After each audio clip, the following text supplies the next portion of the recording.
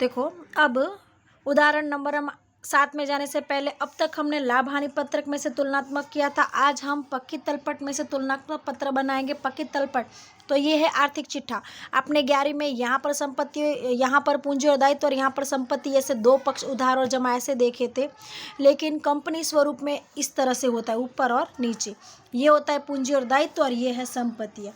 ये सभी चीज़ आप 11वीं में पढ़ चुके हो। यहाँ पर ये खड़ी कॉलम में और उसमें बाजू बाजू में होता था। यहाँ पर विवरण रकम रकम, विवरण रकम रकम, उस तरह से। अब ये फॉर्मेट इस लेसन में तो याद नहीं करना है, पर लेसन नंबर 3 हम देखेंगे तब ये फॉर्मेट पूरा आपको याद करना है। और ये कैसे याद करना है वो पद्धति मैं आपको तब समझा दूंगी। हम हो सके उतना त्वरित से त्वरित सवाल पर आगे बढ़ेंगे। तो ये आपको सवाल पूरा फॉर्मेट दिया हुआ है। Column number 1, column number 2, column number 3 और कॉलम नंबर 4। 4 कॉलम आपको रेडीमेड, पर इसको क्या करना है, चेंज करना है। 16 है वो आगे लेना है, 17 है वो पीछे लेना है, और ये पूरा का पूरा आपको सवाल में उतार लेना है। तो इस तरह से मैंने यहाँ पर ये उतार लिया हुआ है। ये पूरा जो भी फॉर्मेट है सवाल के अंदर, जो भी यहाँ पर है, उसको पूरा का पूरा यहाँ पर मैंने उतार लिया हुआ है। बराबर। अब रकम लिखनी बाकी है। मैं पहले रकम लिखूंगी 2016 की, फिर लिखूंगी 2017 की। बराबर है। इस तरह से ये पूरा फॉर्मेट यहाँ पर उतारना है। फिर हमें अपने आप ही करना है, यहाँ पर कोई और चीज दिया गया नहीं है। तो चलो पहले हम 2016 में आगे बढ़ते हैं। इक्विटी अंश पूंजी है 10 लाख और 5 लाख। तो इक्विटी अंश पूंजी ये रहा, यहाँ पर लिखेंगे 10 लाख और 5 लाख। उसके बाद अनामत और आधिक्य। अनामत और आधिक्य है 1 लाख, ऋण पत्र है 2 लाख। तो अनामत और आधिक्य जिसमें लाभ हानि खाता है 1 लाख, गैर चालू दायित्व में ऋण पत्र है 2 लाख। बराबर है। अनामत और आधिक्य 1 लाख, ऋण पत्र 2 लाख। उसके बाद चालू दायित्व। दायित्व में पहला है अल्पकाल के ऋण पत्र 50,000, देना है 40,000 और प्रावधान है 60,000। बराबर, ये तीनों। तो वो यहाँ पर लिख देते हैं। ये रहा 50,000,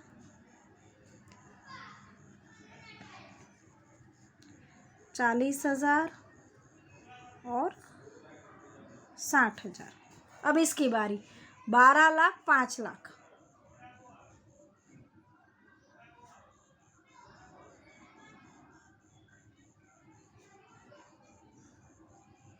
फिर लाभ हानि खाता। लाभ हानि खाता 1,80,000 है, ऋण पत्र है, दीर्घकाल के ऋण पत्र है 2.5 लाख। ये रहे ऋण पत्र और ये है लाभ हानि का 1,80,000 और 2.5 लाख। एक जीरो ज़्यादा हो गया, 2,50,000। उसके बाद 62,500, 40,000, 72,000। तो ये है 62,500, 40,000 और 72,000। ठीक है। ये पूंजी और दायित्व का पक्ष। अब संपत्तियों का पक्ष। संपत्ति में दृश्य संपत्ति 8 लाख। पहले हम 2016 लेंगे। 8 लाख, अदृश्य है 5 लाख, विनियोग है 4 लाख और चालू संपत्ति है 2.5 लाख। तो वो यहाँ पर लिख देंगे। दृश्य है 8 लाख, अदृश्य है 5 लाख, विनियोग है 4 लाख और चालू संपत्ति है 2.5 लाख। बराबर, ये पूरा फॉर्मूला। अब इसकी बारी। यहाँ पर दृश्य 10 लाख, 6,25,000। तो वो पहले लिख देते हैं 10 लाख, 6,25,000। अब 3,79,500 है विनियोग और चालू संपत्ति है 3 लाख। 3,79,500 और ये है 3 लाख।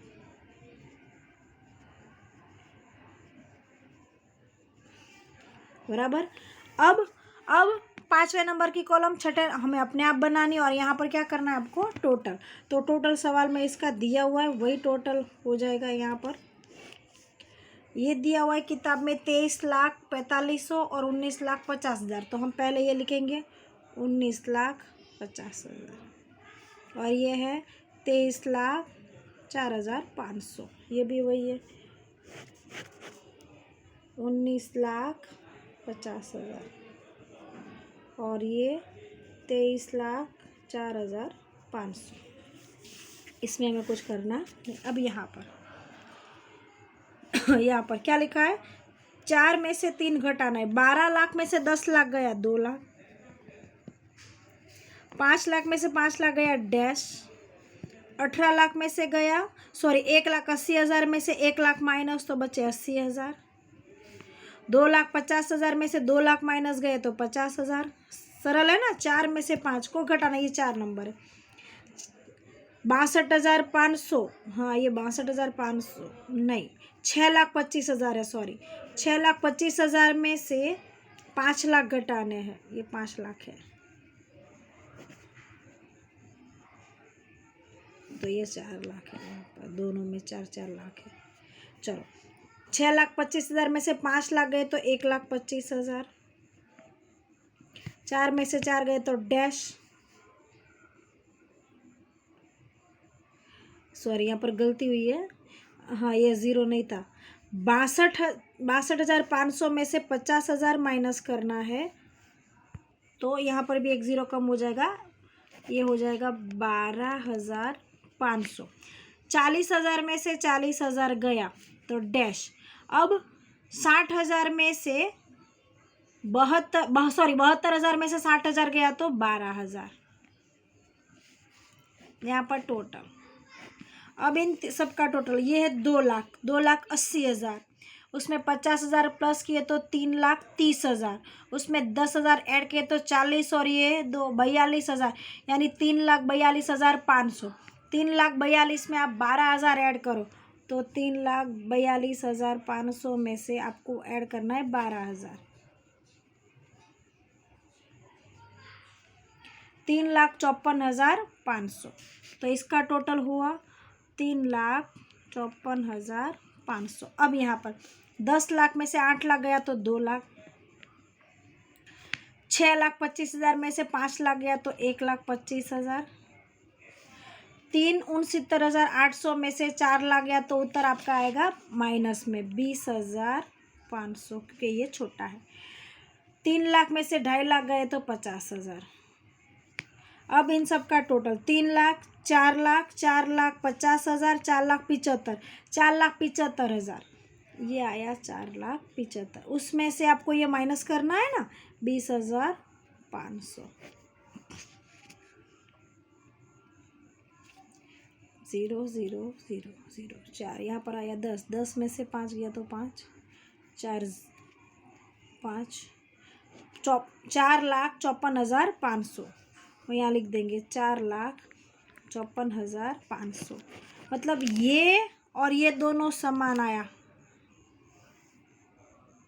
3 लाख आएगा,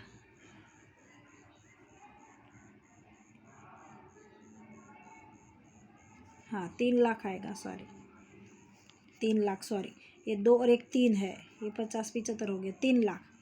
तो ये भी 3,54,000, ये भी 3,54,000, दोनों का उत्तर समान आया, दोनों का टोटल समान है, क्योंकि ये तो हमने किया और समान आए तो आपका उत्तर सही है। और एक चीज़ देखेंगे, अब यहाँ पर क्या लिखा है 5/3, तो 2 लाख भाग 10 लाख गुणा 100, तो 2 लाख भाग 10 लाख गुणा 100, कैलसी में गणना करने पर इसका आ रहा है 25%।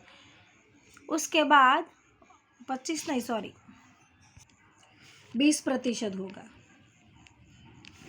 उसके बाद 8 लाख भाग 80,000 भाग 1 लाख गुणा 100, 80%।